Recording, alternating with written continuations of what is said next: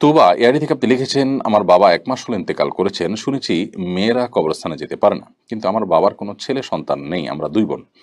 এমন কোনো লোক নেই যে আমার বাবার কবর জিয়ারত করবে, আর দেখাশোনা দেখে শুনে রাখার লোক নেই। আমাদের কি করণীয়? বোন তুবা, আল্লাহ তাআলা আপনার বাবার প্রতি রহম করুন এবং তাকে জান্নাতুল ফেরদৌসের মেহমান হিসেবে কবুল করুন। আমরা মনে প্রাণে তার জন্য দোয়া করি। আল্লাহ রাব্বুল আলামিন আপনার বাবাকে মাগফিরাত নসিব করুন। আপনাদের শোককে আল্লাহ তাআলা সইবার মতো শক্তি সামর্থ্য দান করুন।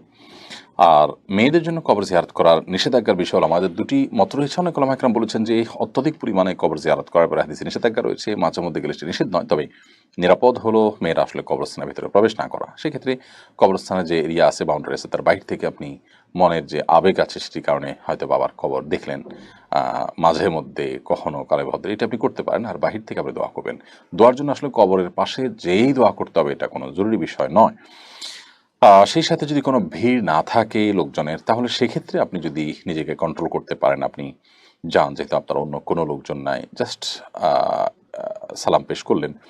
সেটি অনেক ওলামাদের মতে, অনেক ইমামদের মতে জায়েজ আছে। তবে আমরা আগে যেটা বলেছি যে নিরাপদ হলো এক্ষেত্রে আপনি কবরস্থানে না গিয়ে দূর থেকে তার জন্য দোয়া করা এবং সালাম পেশ করা। আর রক্ষণাবেক্ষণের তো আসলে এমন কোনো ব্যাপার নাই, সেটা অন্য কোনো লোক দিয়ে, টাকা দিয়ে আপনি করতে পারবেন। তো কবরস্থানে আসলে গিয়ে আমাদেরকে যে কবরের সমস্ত দায়-দায়িত্ব পালন করতে হবে এবং আ আপনার পাশেই দাঁড়াতে হবে, না হলে তাদের হকে কোনো ত্রুটি হবে, ব্যাপার কিন্তু সেরকম না।